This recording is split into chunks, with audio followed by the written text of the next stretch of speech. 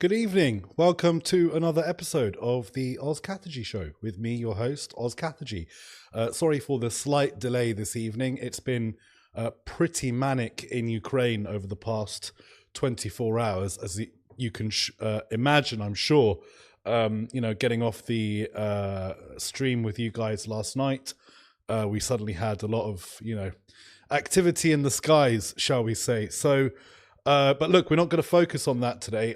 We're going to do something about that next week, rather than reacting in the moment to this. I think we should let the chips fall where they may before we go into NATO and Poland. But I'll try and get something set up for next week. This week, we're talking about something that, is kind of a hot button topic for many different reasons. And I think that whether you're on the right or on the left, you probably have quite a strong opinion about what's happening with regards to free speech in the UK. We've got several different current examples sort of going through the legal system, as it were. And we've got, we can't think of a better expert to bring on than the CEO of Index on Censorship, an organization that really deals with these issues as their kind of primary function. Jemimah Steinfeld, welcome to the show, Jemimah. Welcome myself. I welcome myself, and thank you for having me, Oz. It's very late for me, I have to say. Oh well, I've got a bit of a cold, but I'm here to talk about the issue that I'm passionate about. Well, listen, we won't keep you too long. But look, I guess the first question I normally ask is, what's your background? What who are you? Why should people listen to you on the subject of free speech in the UK? Well, I think why people should listen to me, and I can't speak for all the heads of different freedom of expression organizations, but from what I can tell, I actually do have direct experience of censorship. So I lived and worked in China, and I briefly also worked for state media in China. I would caveat it by saying in a much more liberal, if you can ever call life under the Communist Party liberal, but a much more liberal stage, so the Hu Jintao era, when things seemed to be opening up. But I was still censored there. I still saw the censorship machine. I can't go back to China probably because of my work at Index.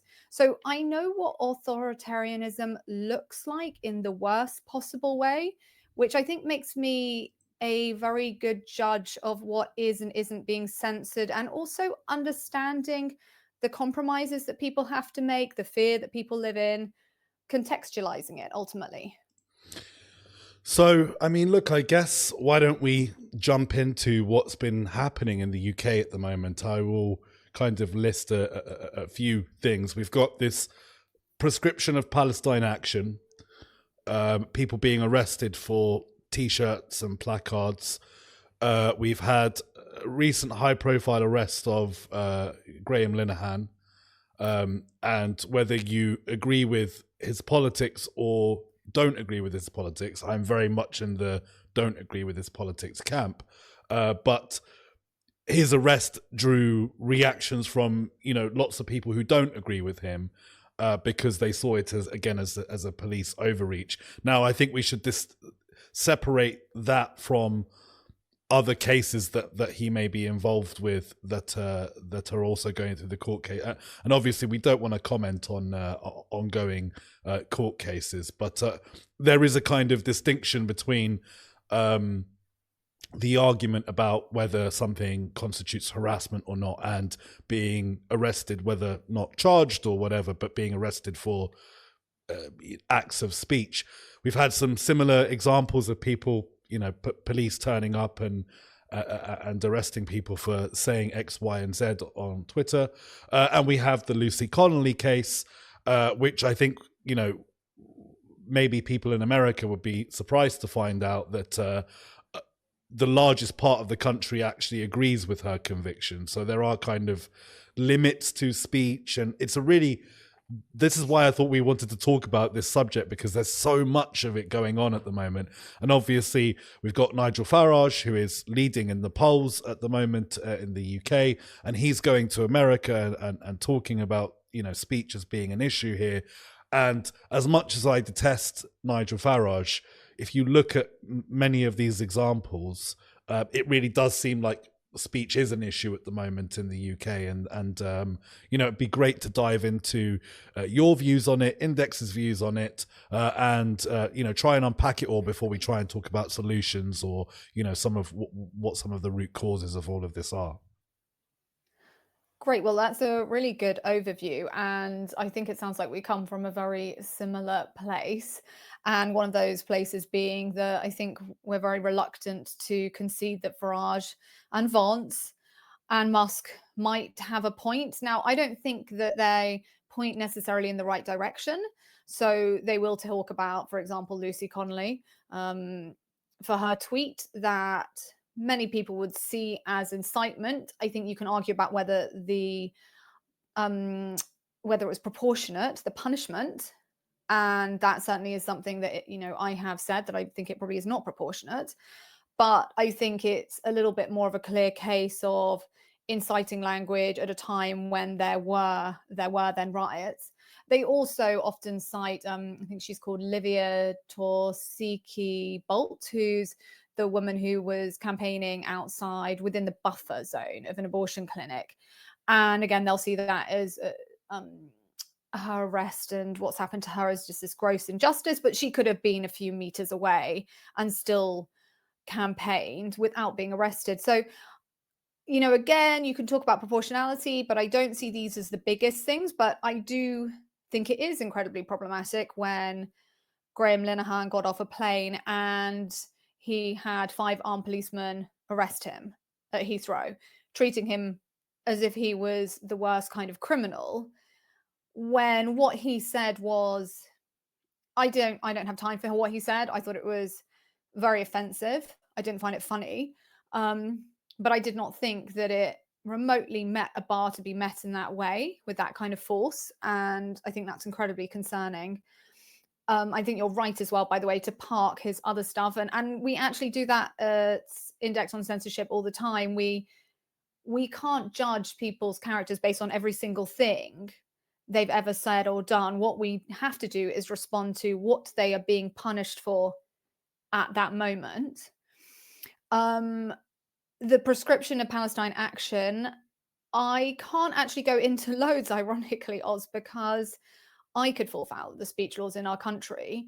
But what I can say is firstly, it sits within a broader context of a huge escalation in clamping down on protest. So we've seen several different new bits of legislation that have curbed how, where, what we can protest.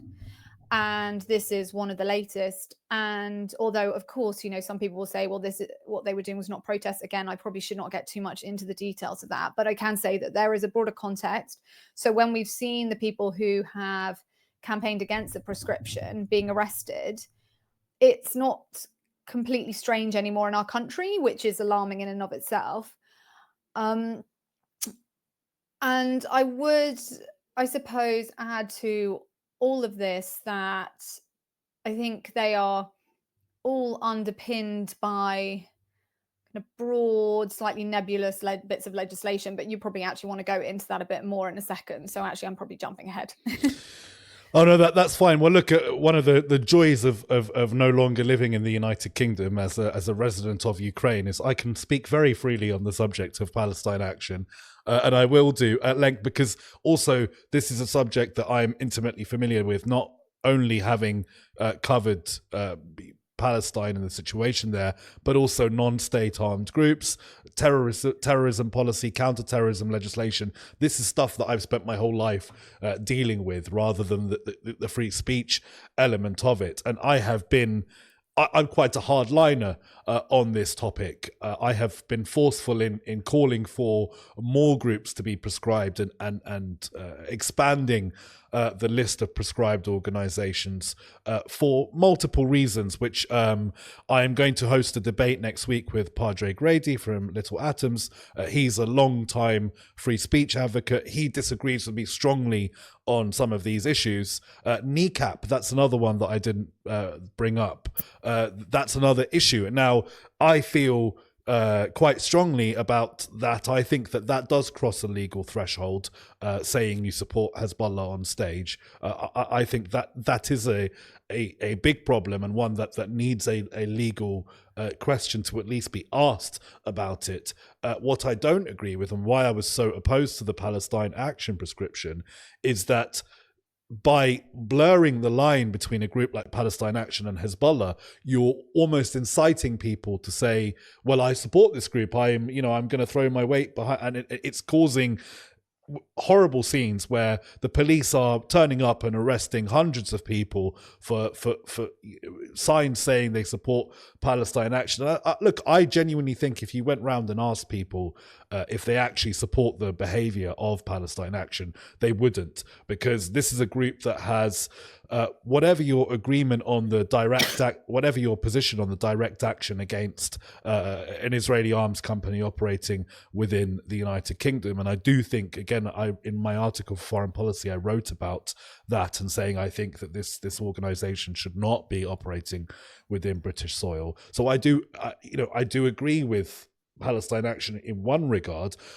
but I also agree with Just Stop Oil on a bunch of other things. What I don't agree with is the tactics that they go about, and that's what we're talking about here. Tactics which include alleged assault with a sledgehammer of security guards. This behavior is not legitimate protest in the United Kingdom. It's not speech. So I can understand and I empathize with why the government wants a legislative approach to deal with an organization that behaves in this flagrantly criminal manner.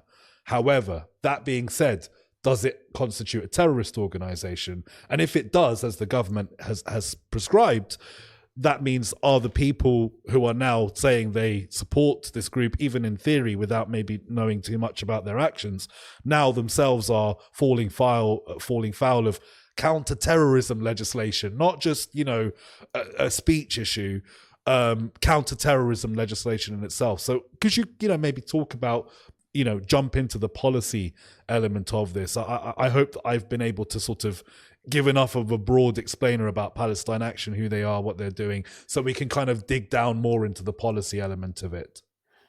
Well, I think you've got a really firm grasp there, and it's actually refreshing to hear, because when it was first being mooted, the idea of them being prescribed, I think lots of the dialogue around it was quite unhelpful.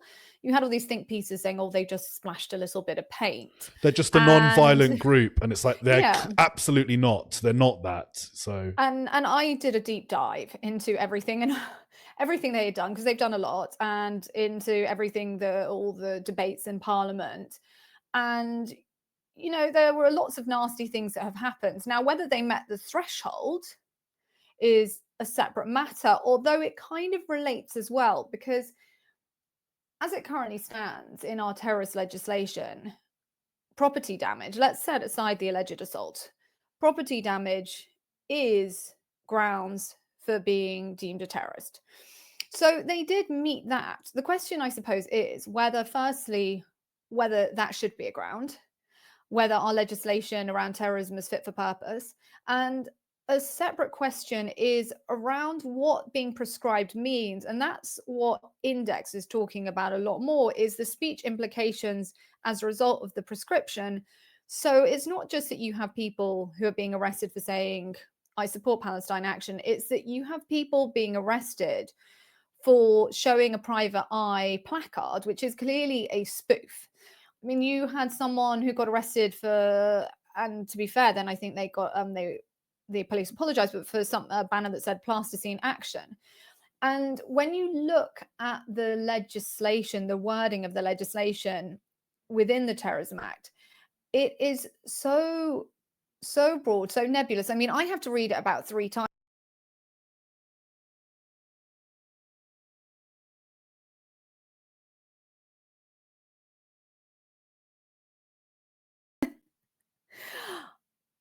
Oh, I can't hear you. It was nebulous. You had to read it 3 times and then you cut out. Yeah.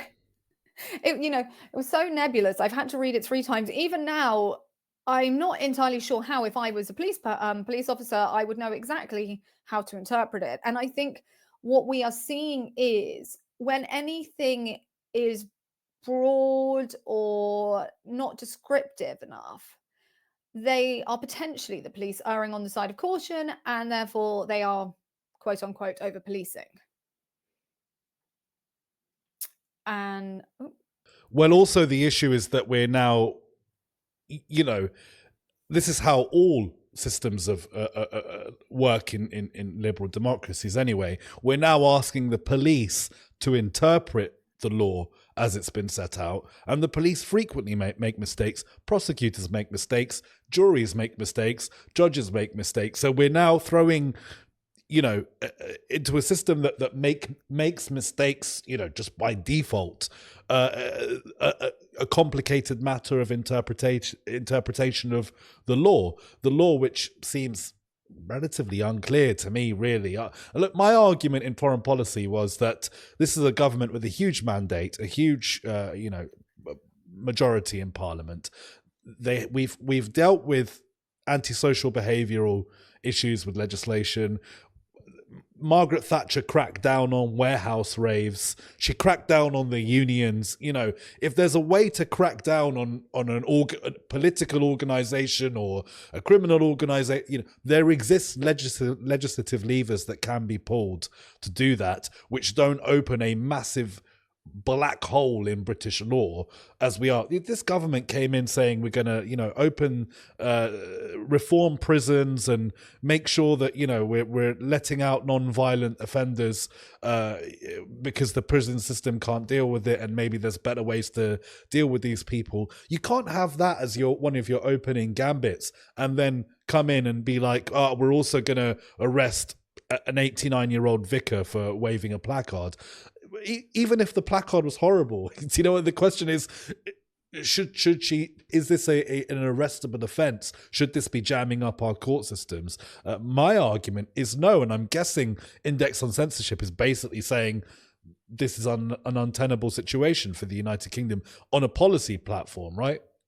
It's completely untenable, and it makes it incredibly hard to know where speech really does cross a threshold to be harmful and dangerous speech. And also, what you were kind of alluding to earlier is the Streisand effect as well, in that it essentially, far more people know about Palestine Action and are talking about Palestine Action and kneecap than if none of this had ever happened. So, and actually, the interesting thing about kneecap is, instead of basically saying, and for your, I'm not sure whether your listeners are aware of the kneecap case. Oh, they definitely are. But we can just summarize it that this is a group of Irish rappers who hold, anti-imperialist left-wing politics, and their manager is someone who has been involved in some really quite nasty political campaigns, ones that definitely aren't opposed to war crimes, put it that way. Now campaigning on this issue of Palestine, and in their so-called speech, they've managed to, openly declare support for terrorist organizations, which, when I'm trying to argue and saying, actually, this is a threshold for me, as a Lebanese person, especially hearing you cheer and support a group which I lobbied to have banned in the United Kingdom. This is made impossible for me to argue in good faith when I then have to turn around and say, oh, this is the same as the law that is getting people arrested for supporting Palestine Action. The government is undermining its own perspective, its own cases, it's undermining its own police force. It's a total mess, So that's my point about kneecap. But they're getting far more attention because of this arrest. But an arrest which I'm going to argue with Padraig next week that I think is justified. I don't think the Palestine Action arrests are justified, though. So, but again, there's the Streisand effect, as you said before I interrupted to go on a tangent about kneecap. Yeah, well, with kneecap, and I can see someone in the comments saying, didn't they advocate killing Tory MPs? Yes, they did. mean, yeah. they said up Hamas, up Hezbollah, and they also said the only good Tory is a dead Tory, go kill your local MP. They claim it was artistic and as part of their set. Now, I haven't seen it in full up. I can't be the judge there. All I can say is that the second that they started getting a lot of pressure. They said, we're not the story, the genocide in Gaza is the story. And that was such a deflection tactic because you are the story. You're clearly the story. we are talking about the genocide in Gaza, if you want to call it that. We should be talking about what's happening in Gaza. We absolutely should. We should be trying to stop it with all our might. But nevertheless, you do not get to side with Hamas and Hezbollah, who are horrendous abusers of human rights, and for them to say, well, we're not the story. Like, what should have happened is we should have basically, instead of martyring kneecap, we should have made them ashamed. But instead, we've kind of, you're going to argue it's not heavy hand, that it's not heavy handed, that it's okay. But from my perspective, whatever's happened the result has been bad. Well, one of the things that I will say is that it's really difficult watching people argue about this topic. Seeing their manager brought on Newsnight or wherever it was, because the presenters aren't equipped to argue about the nuances of Hezbollah, and this is a Lebanese issue or a regional Levantine Middle Eastern issue. It's not an issue that matters to the voters of Grimsby or Northallerton or Kent or wherever. So and again, the only reason I know about this stuff is because, one, I'm Lebanese, and two, I spent my whole life studying and reporting on this stuff. So I know how bad this group is, and I know the sort of nudge, nudge, wink, wink kind of thing that they're doing. And then when finally being confronted with it, they're saying, "Oh well, it's just an act." The Tucker Carlson defense, the Alex Jones defense, as it were. But again, look, I think it comes back to the point that there probably are limits to speech in the United Kingdom, right? And there probably should be legal limits to speech, but where are those limits and how are they being, effectively dealt with? We shouldn't really go into the weeds too much about Hezbollah as a group, because again, I'm going to do that in more detail with Padraig. But, when I've got you on here, it'd be really great to just kind of try and have a discussion about where those lines are for speech in the United Kingdom, how they're being kind of interpreted by the current government. And, if you were sat in the room with Keir Starmer at the moment, what would you be advising? Because this is a mess. The Home Office is in shambles, clearly. My interpretation of Keir is that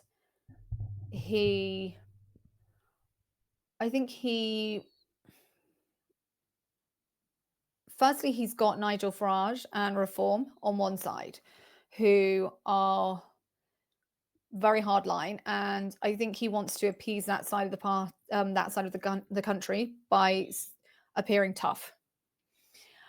And I also think that the Labour Party were burnt under Jeremy Corbyn, and they don't want to turn their back on what is upsetting many people in the Jewish community. I say this, I'm Jewish myself, and so I'm part of these conversations with people who are very upset about the fact that anti-Semitism, the incidents of anti-Semitism are rising here. Now, I'm not saying that in a criticizing Israel's anti-Semitism. I absolutely don't think it is. I'm saying that more in a school kids on a Jewish free school bus have rocks thrown at them and gravestones are being defaced. In fact, my mum was randomly at a makeup shop, Space NK, a couple of weeks ago, and someone saw her surname, a sales assistant saw her surname when she was buying some makeup and started accosting her. So, there are these pressures. And I think what is happening is that the combination of these pressures, and probably some other pressures that I'm not listing today, either because I'm not aware of them or I just haven't got to them yet.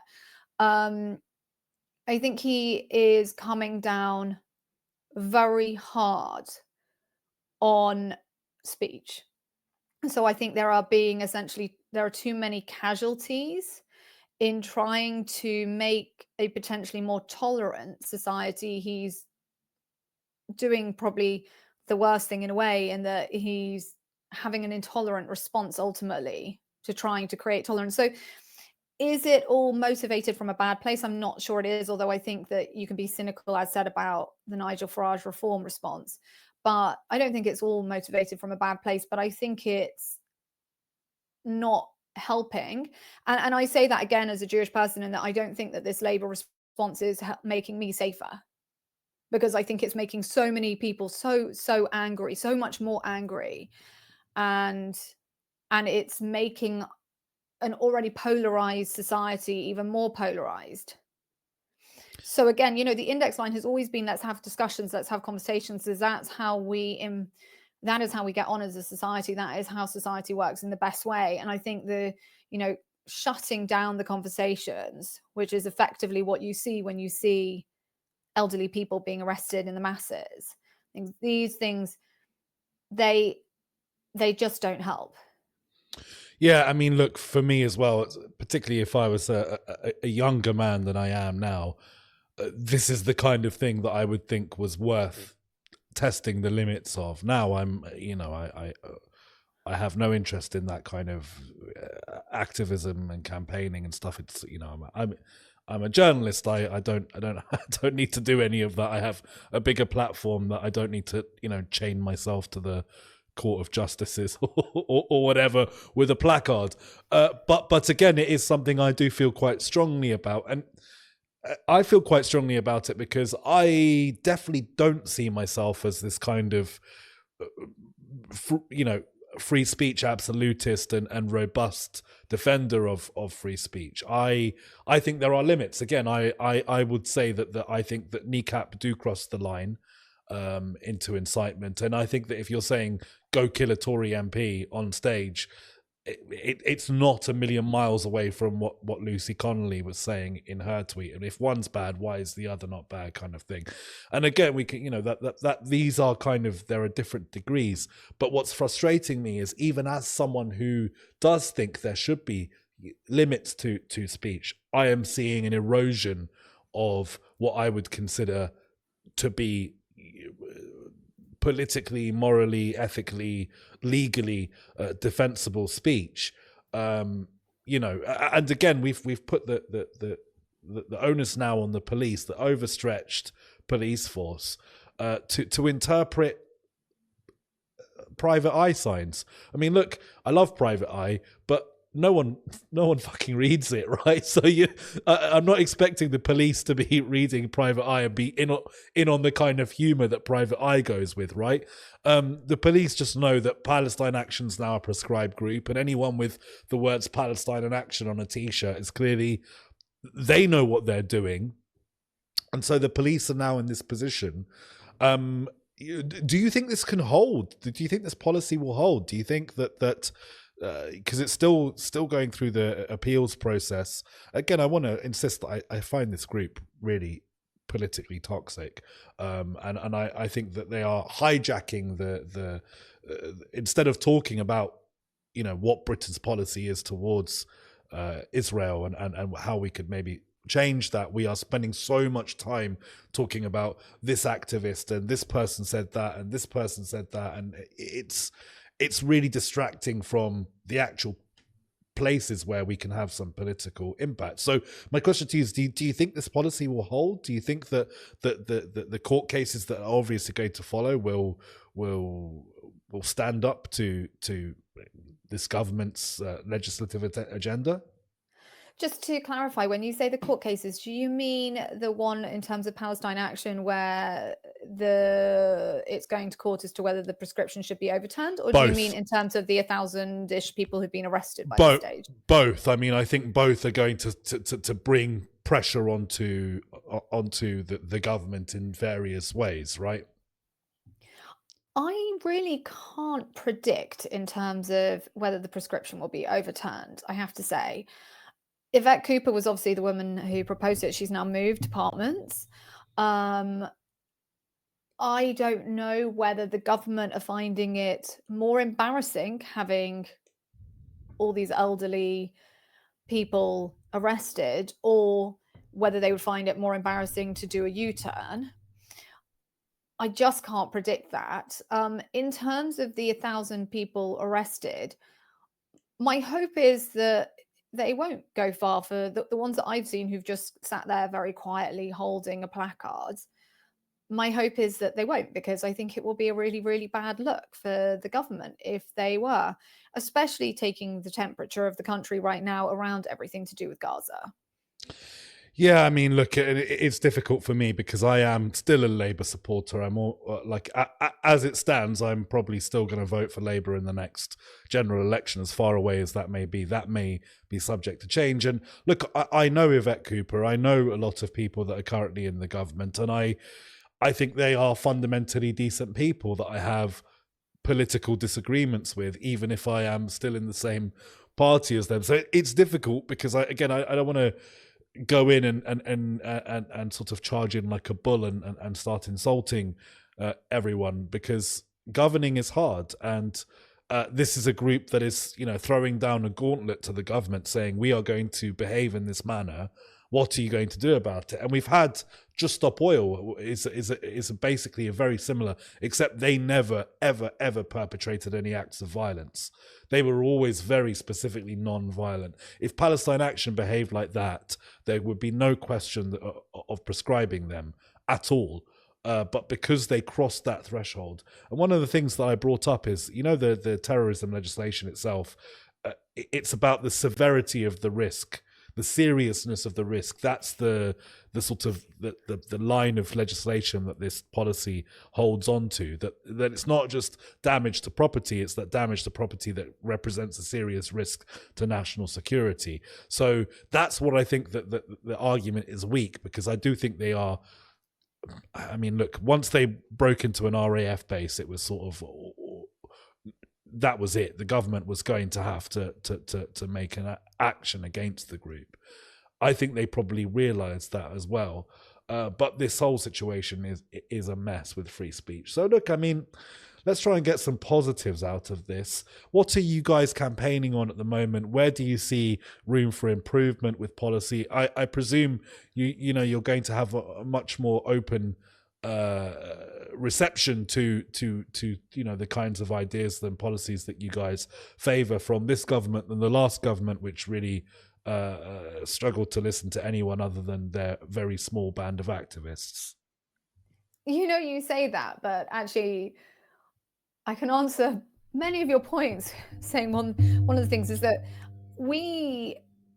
some of our biggest campaigns in terms of freedom of expression in the UK are not to do with Palestine Action or Kneecap or Lucy Connolly.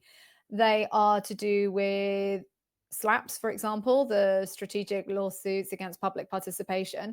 And we had an anti-SLAPS bill that was tabled under the last government and has been on pause under this one. It might be that they're getting their feet under the table, but how long does that take? By this stage, we're over a year and we're still waiting. And that's really punishing in terms of the free expression landscape, that actually relates to, the area that you're currently living in. We see lots of slappers coming from, well, not Ukraine necessarily, but from Russia. The oligarchs who use the UK courts. They tried to sue Elliot Higgins. What's his name? How have I forgotten his name? The lunatic, the Wagner head, Yevgeny Prigozhin. I don't know how I forgot his name for a moment. Yevgeny Prigozhin sued Elliot Higgins, which is absurd, but he did it through the British court system using this slap. So this is a huge issue for the UK. So if you could tell us more about it, but give us the kind of, imagine you're talking to people who have no idea what a slap is, right? Because I know a lot of our audience aren't going to know that much. So if you could tell us about it, and what you guys are proposing in this legislation. So essentially, a slap is when someone who's doing something in public interest, typically a journalist, but not exclusively a journalist, they are hit with a lawsuit that will likely have no legal merit, but the UK courts will listen to it and will allow it to go quite far down the line before it gets usually thrown out. And what happens is the person who is hit with the lawsuit is drained of their financial and their emotional and their time resources. And so it's a way of the wealthy and the powerful to stop reporting or whistleblowers and other types of people speaking out against corruption and injustice. And you do get these lawsuits in different places around the world, but some places have better laws. And essentially, the UK's legal structure is set up in a way that is very defamation friendly. It's very much favors the claimant, the person who's taking out the claim against the journalist or the whistleblower. And we have some of the best law firms, and so the combination has meant that London has become basically the capital of slaps. And you only have to have a kind of tenuous link to be able to take a lawsuit out in London, some holding company or something. Usually it's not, you don't have to have a big link there. And it really silences public interest journalism. And we basically want to have mechanisms where these cases can be thrown out before they get any further. They can be deemed a slap and told, okay, no, like we need to close these loopholes. So that's one of our biggest campaigns, and that's ongoing. And, we've not seen much change under the Labour government, as said. Another thing that we're working on increasingly so, and actually slaps could arguably fit into it, is the broader title of transnational repression, which is when states reach across borders to silence speech.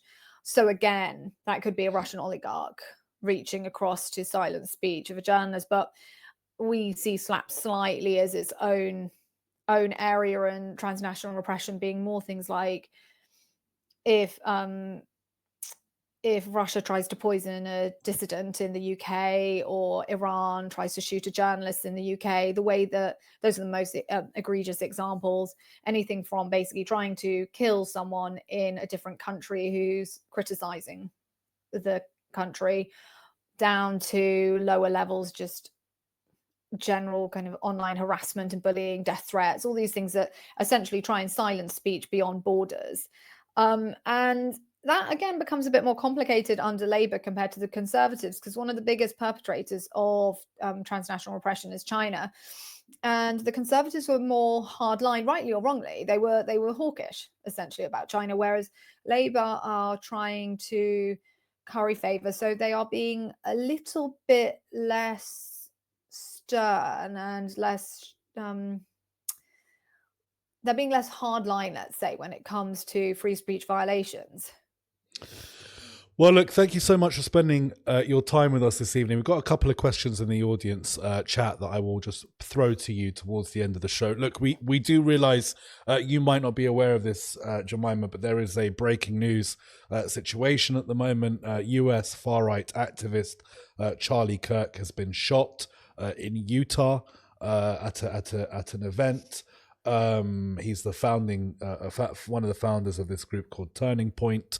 Again, this kind of touches on what we're talking about. We don't know much about this incident. It's happening on my Twitter feed as we talk, so I don't want to bring too much attention to it, but I do want to acknowledge that it's happening, but just say that this really isn't the kind of format for just talking about an active shooting situation or so let's wait to find out more details from that, and we won't really spend any time focused on it, but I do just want to acknowledge it's happening. We do have some questions here. Jimmy the Hat 321 is saying, to what degree is this about the preservation of the legitimacy of the state to enact violence? He says he thinks Israel clearly commits acts of terror constantly, but people are allowed to defend that because it's a state actor. This is not true of the crimes that Hamas commits. So the point really being that you are allowed to defend one publicly in the United Kingdom, but you're not allowed to defend the other. And is that about what role does the state act in that? I know it's a complicated question, but our audience often throws up these kinds of... Thank you, Jimmy the Hat, for your complicated question. Thank you, Jimmy. It is a complicated question, although I would say that I would challenge it in that you can go onto the street and protest against the crimes committed by the Israeli government and most of the time without getting arrested. Now, look, you might get arrested because you've fallen foul of our new protest laws, which I think are really problematic. So it might be that you've stood on the wrong bit of the pavement. And certainly they have tried to shut down, stop some of the protests because they've gone too close to a synagogue on the Sabbath, for example. So there are those things. But unless you are holding a banner about Palestine Action or Hamas or Hezbollah, you can say that you can call out the Israeli government essentially. And that absolutely happens week in, week out. And I live around the corner from the US Embassy, which is where most of the marches end. And they happen all the time. And for the majority of people, plenty of my friends have gone to these marches. They happen without incident. So you can and people should, frankly, call out Israel as well. Well, listen, one of the things that I find interesting here is this really isn't about Israel-Palestine more than it is about counterterrorism legislation. Because, for example, it is perfectly legal for you to be an overt, explicit apologist for what Russia's doing in Ukraine in the United Kingdom. There are loads of them who are very open about their views online. George Galloway, for one. And nothing he does breaks the law with regards to, no matter how apologetic he is for Putin and Bashar al-Assad, or the kind of the state does treat apologism for state actors very differently to how it treats non-state actors, for better or for worse. That's part of the legal system that we live in. But it isn't an interesting philosophical question that I think. Anyway, look, we've got one final question, and I'll let you get on because I know it's late for you there. What effect will the new law What effect will the new UK and elsewhere online age verification laws and restrictions have on free speech? The Online Safety Act is a gargantuan piece of legislation. It could have been worse. We campaigned to take out legal but harmful from it, and we did get that struck off, which was great. But even in its current iteration, it's a beast. And again, anything that's too beastly always has implications for freedom of expression. People do are on the side of caution and over censor ultimately, and that's one of our biggest fears. So we've only seen the first application of it over the summer when we saw the age verification come in. The effects of age verification laws themselves, I guess we'll have to wait and see. What we did see in the immediate aftermath of the application was a surge in VPNs. So how effective it is actually going to be for its own aims, I'm not sure. But obviously from a privacy perspective, it's not great to either be getting people to upload some of their very personal data to sites that might or might not have strong security provisions, or pushing people to get VPNs, which is what I had when I lived in China. So that's not great. In terms of our fears about some of the platforms, that they might look at this piece of legislation and just try and make sure that they stay within the limits of the act, and in so doing they will remove more content than is necessary.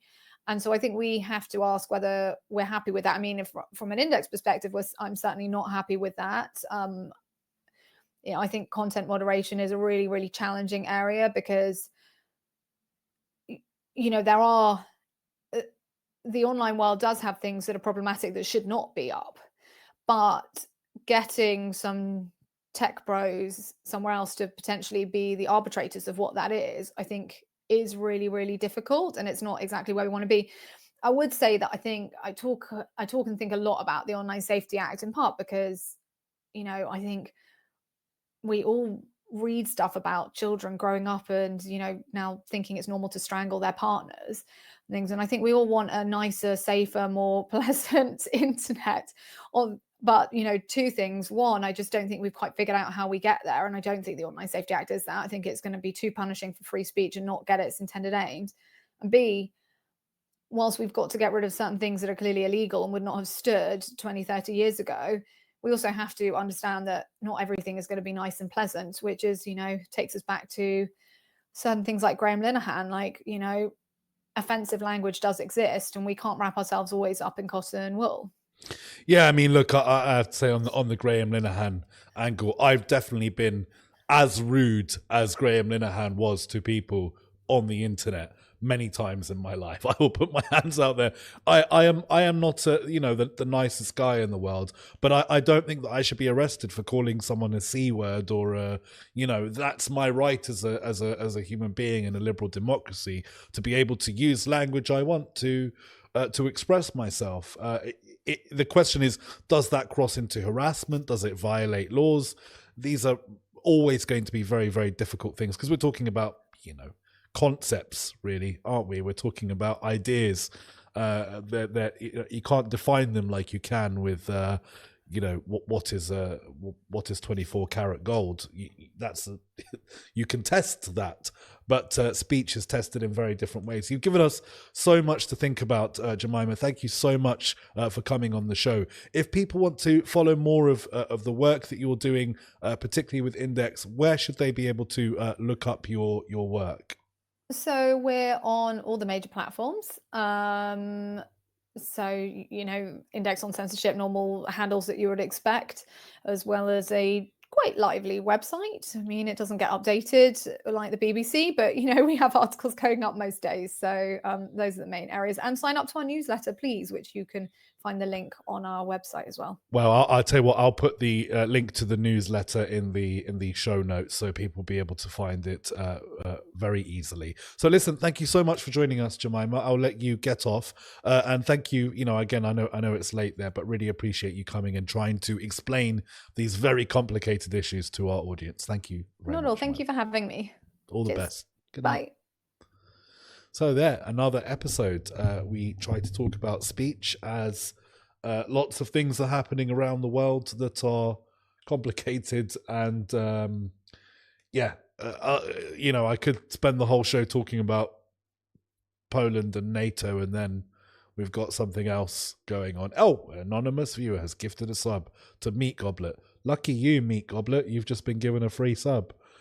You learned some things about NECUP and Palestine action as a Frenchman. Interesting. Well, thank you, RGB RVB. I hope you enjoyed that. I hope the anonymous viewer is enjoying themselves. Thank you for gifting subs to my audience. Listen, thanks everyone for joining us for another episode. Hopefully it's a quieter night than it was last night. We'll be back tomorrow.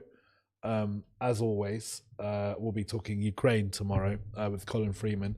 We're going to focus on the international volunteers, but I suppose we can start talking about this Poland thing too. So tune in tomorrow night, as usual. Thanks everyone. That if you're following along on Twitch, please do consider jumping on on Twitter. Please do consider jumping on Twitch, following, signing up. It's the only way to converse with the show is through Twitch chat. To all my YouTube followers and viewers, thank you so much for watching along. Please do like, comment, subscribe. It really helps the channel grow. As you can see, that number is ticking up week on week, so it's always fun for me to come in every time we upload a show and say, oh, look, we've got so many viewers. So I'm enjoying that. Yes, thank you guys. I will stay safe. I hope I have a peaceful night too. Take care of yourselves. Be good to each other. Remember that life is a roller coaster. That life is a box of chocolates. Try and enjoy the good times, because the bad times are more often than the good times. And tell your family you love them and stuff. It's important. Anyway, good night, folks. I'll see you tomorrow. Have a good one. Bye.